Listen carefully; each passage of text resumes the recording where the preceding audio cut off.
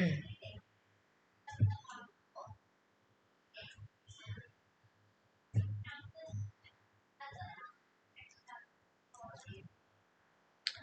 Students, yes myself Tabassum Chaudhary, और मैं आज आपके लिए लेके आई हूँ थर्मोडायनेमिक्स का complete solve solution of question bank. So बच्चा, ये है आपका complete solve solution of your question bank. फटाफट चैनल को सब्सक्राइब कर दो, शेयर कर दो, और टेलीग्राम का जो लिंक दिया है कमेंट सेक्शन में, उसके थ्रू जो है आप टेलीग्राम पे कनेक्ट हो जाओ। ये पीडीएफ आपको टेलीग्राम पे ही मिलेगा। ओके, सो चलो क्विकली देखते हैं यहाँ पे हमसे क्या पूछा गया था। सबसे पहले हम लोग को पूछा गया था कि which of the following is correct, इसमें से कौन सा जो है ये तुम्हारा फर्स्ट एमसीक्यूज जो है कहा गया था, the energy is transfer to the systems from it environment. तो एनर्जी जो है अगर ट्रांसफर होगा तो क्या होगा, तो यहाँ पे सिस्टम जो है वो क्या करेगा, गेन करेगा एनर्जी।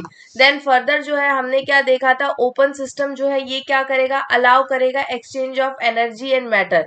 फिर थर्मोडायनेमिक्स इक्विलिब्रियम जो है, थर्मल इक्विलिब्रियम स्टेट में कब होगा, जब नो चेंज इन टेम्परेचर होगा, यानी कि तुम्हारा डेल्टा टी जो है वो कितना होगा, जीरो होगा। उस टाइम पे तुम्हारा सिस्टम किस में होगा, थर्मल इक्विलिब्रियम में होगा।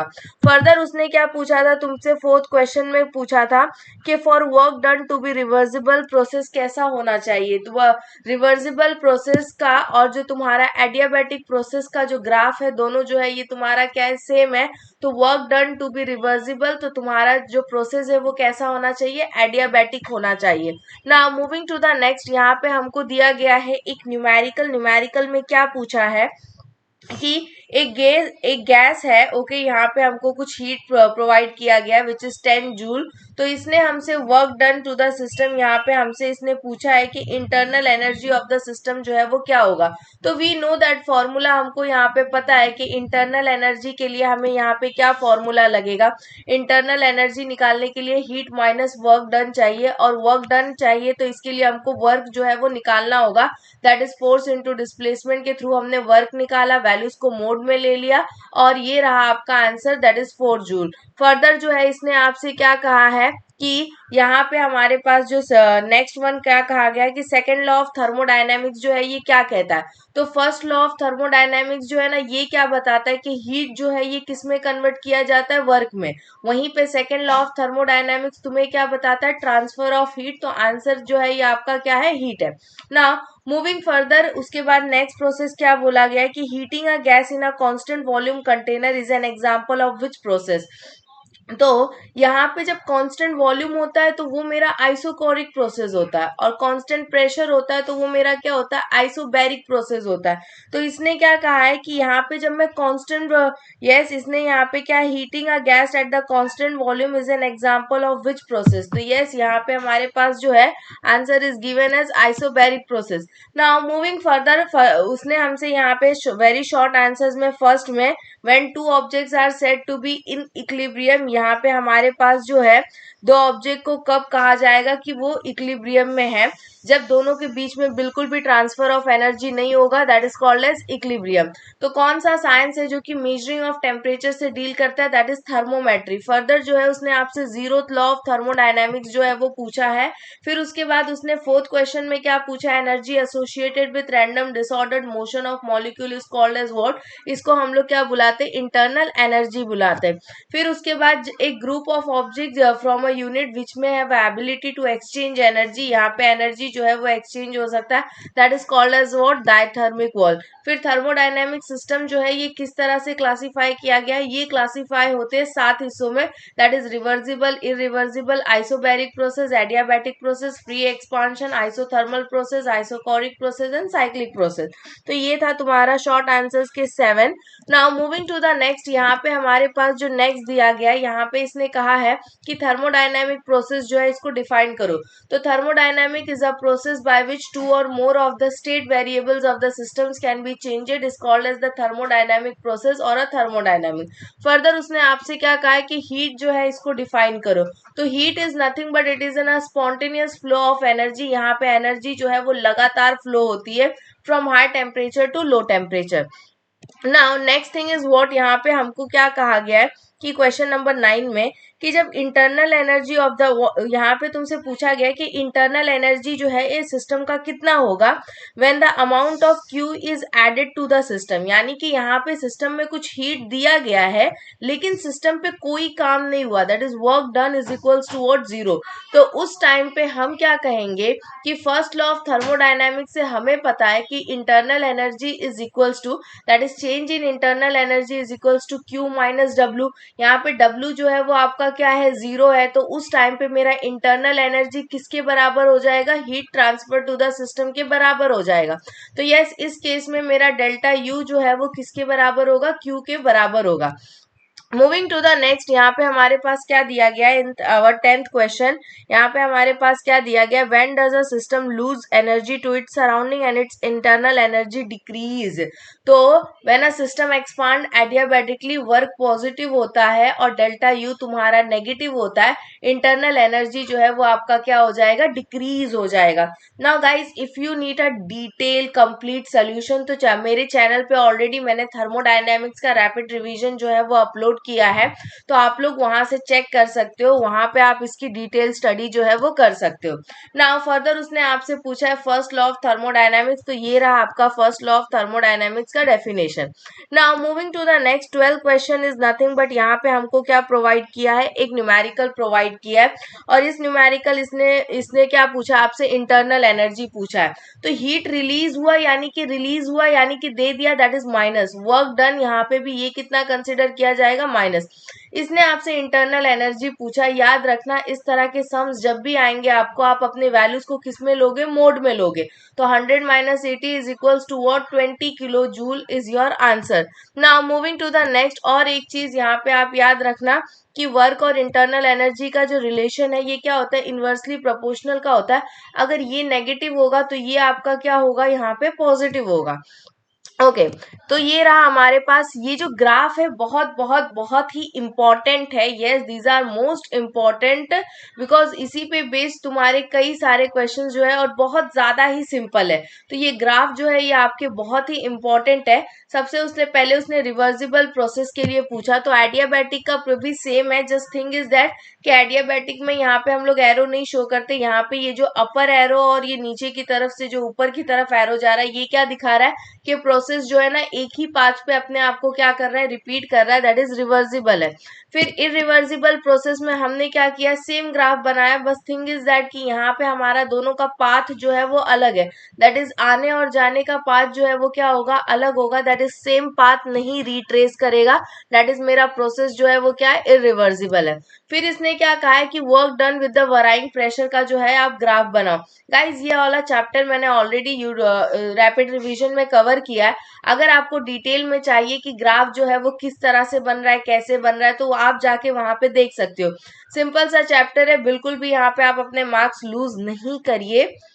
नाउ यहाँ पे हमारे पास प्रेशर का जो है positive work done to the system, positive work done होने के लिए हमारा इनिशियल वॉल्यूम फाइनल वॉल्यूम बड़ा होना चाहिए इनिशियल वॉल्यूम से, एंड प्रेशर जो है मेरा फाइनल वाला वो छोटा होना चाहिए किससे, इनिशियल प्रेशर से। सिमिलरली यहाँ पे हमको उल्टा दिया गया है, तो कंडीशन जो है वो तुम्हारी क्या हो जाएगी, चेंज हो जाएगी। यस, इसी तरह से हम लोग दोनों यहाँ पे करेंगे।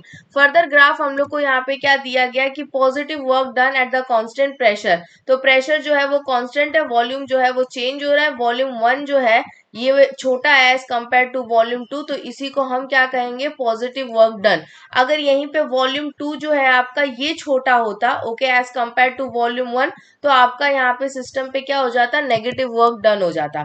मूविंग टू द नेक्स्ट, ये दिया गया है हमें अगला डेरिवेशन। ओके यहाँ पे हमारे पास sorry numerical, number of mole 3 दिया है, टेम्परेचर 400 केल्विन दिया है, इनिशियल वॉल्यूम जो है वो 4 लीटर है, फाइनल वॉल्यूम जो है वो 8 लीटर है, गैस कांस्टेंट दिया गया है, वर्क पूछा गया, तो work is equals to nothing but nRT log of V2 upon V1। Simply इसको हमने क्या किया, सॉल्व कर लिया, और यहाँ पे ये रहा आपका answer. So guys each and every answer is check by my side, तो आप लोग इसको कैलकुलेट करके देख लो। Okay moving to the next, यहाँ पे हमारे पास जो 7th क्वेश्चन है वो क्या दिया गया है कि एक आइडियल गैस है of volume 2 litre is adiabatically compress. ठीक है, तो यहाँ पे गैस जो था वो कितना था, 2 लीटर था। Okay, this is the initial. So इसने क्या बोला, इनिशियल टू फाइनल जो है यहाँ पे हमारा जो है, यहाँ पे इसने रेशो दिया था कि जो फाइनल है दैट इज इनिशियल बाय 10 है। तो हम लोग ने according to that we initial volume upon final volume is equals to क्या कंसिडर कर लिया, 10। एंड उसके बाद हम लोग ने फाइनल प्रेशर निकालने के लिए क्या लिया, इनिशियल प्रेशर इनटू यहाँ पे हमारे पास V I upon V F raise to यहाँ पे हमारे पास यहाँ पे एडियाबैटिक हीट का रेशो जो है ये ले लिया। सिंपली इस वैल्यूज पुट कर दिए, ये रहा हमारा answer, that is this is your final answer. Now moving to the next, यहाँ पे हमारे पास साइक्लिक प्रोसेस जो है वो पूछा गया था। तो what is cyclic process? Cyclic process एक ऐसा प्रोसेस है जो कि अपने आप को क्या करता है, रिपीट करता है, फिर से किधर लौटता है, अपने इनिशियल प्रोसेस, अपने इनिशियल स्टेट पे जो है ये फिर से लौटता है। तो एक thermodynamic process that return to its initial state is a cyclic. ना बच्चा, अगर आप रिवर्सिबल इरिवर्सिबल प्रोसेस का देखोगे ना तो आपको वो भी ग्राफ कुछ ऐसे ही दिखेगा, बट डिफरेंस है, दोनों में डिफरेंस है। आपको रिवर्सिबल का कुछ ऐसा है और ये साइक्लिक वाला डिफरेंट है, तो आप इस पे थोड़ा माइनर डिफरेंस है, देख लेना। Now, thermodynamic process that return to its initial state is a cyclic process. Initial and final state जो होता है ये हमारा क्या होता है, सेम होता है for cyclic process. Total change in the internal energy of the system is 0। और ये जो होता है हमारा फर्स्ट लॉ ऑफ थर्मोडायनेमिक्स से हमको पता चलता है कि अगर इंटरनल एनर्जी 0 है तो साइक्लिक प्रोसेस में जो मेरा Q है वो किसके बराबर होगा, वर्क डन के बराबर होगा। Now moving to the next, यहाँ पे हमसे क्या कहा गया था कि रिवर्सिबल और इरिवर्सिबल प्रोसेस के बीच में आप क्या करो, डिस्टिंग्विश करो।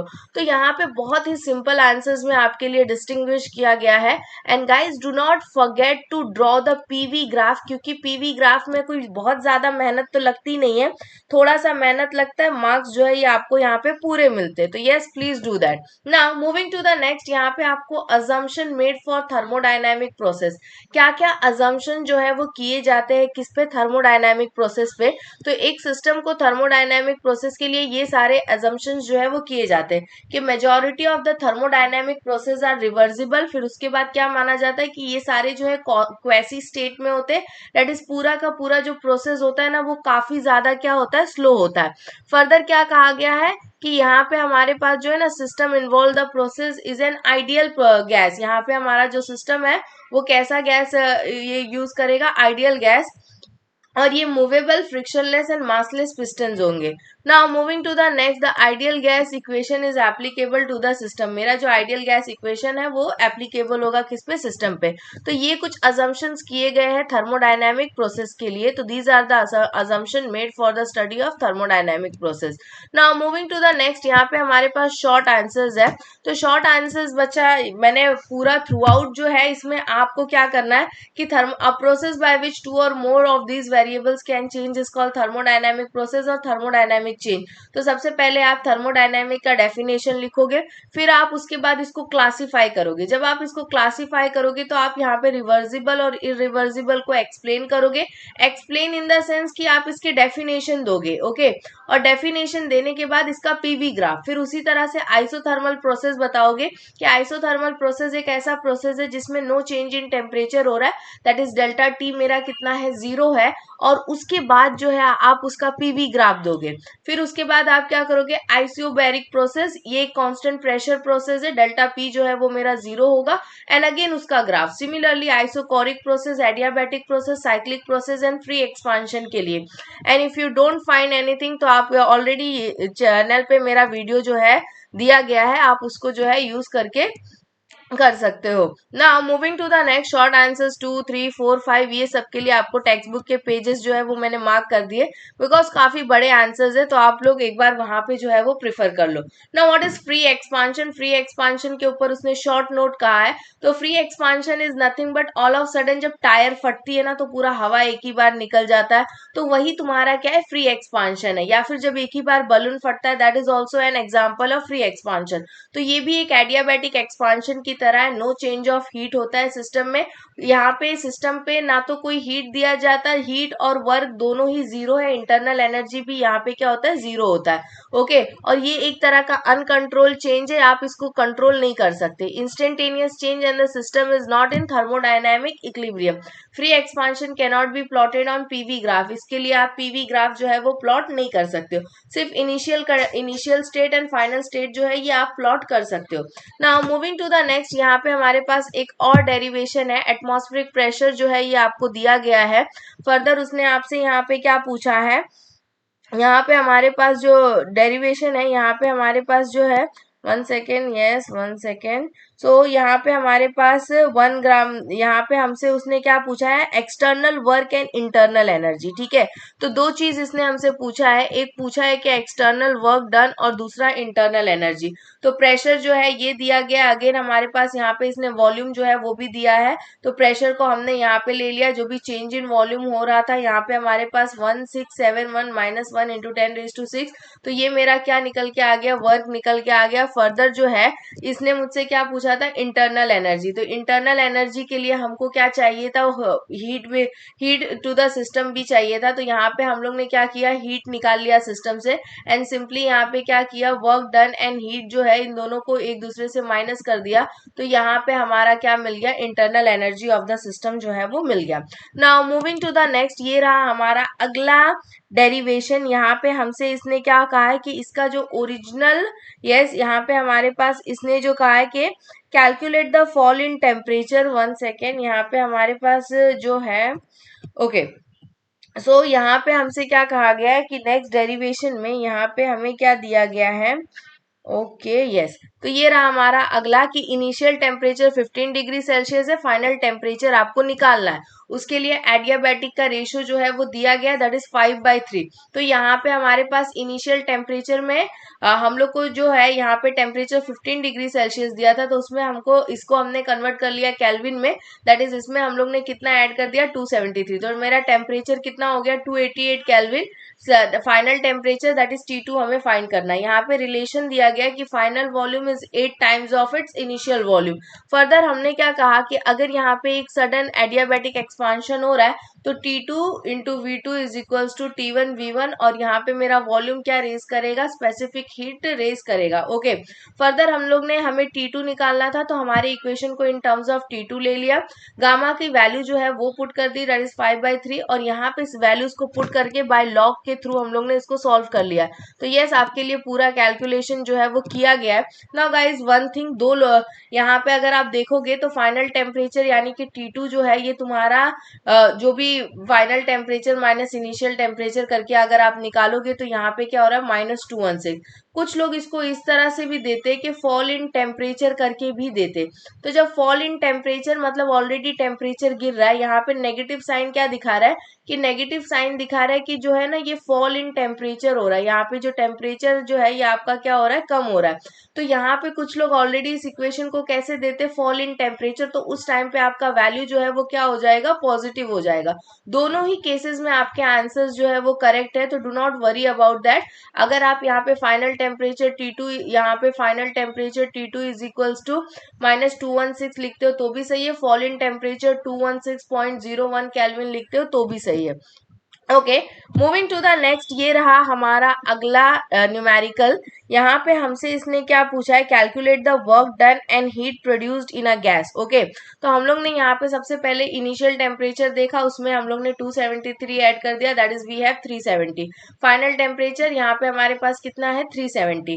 फिर वर्क डन जो है एडियाबैटिक प्रोसेस के थ्रू हम लोग ने ये फॉर्मूला जो है ये निकाला है, R is equals to 1 - gamma T2 - T1।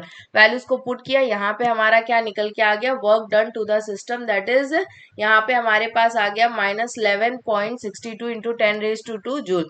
Now heat produce जो है यहाँ पे हमारे सिस्टम में जो भी हीट प्रोड्यूस्ड होगा दैट इज -W/J, और ये रहा हमारा heat produce to the system.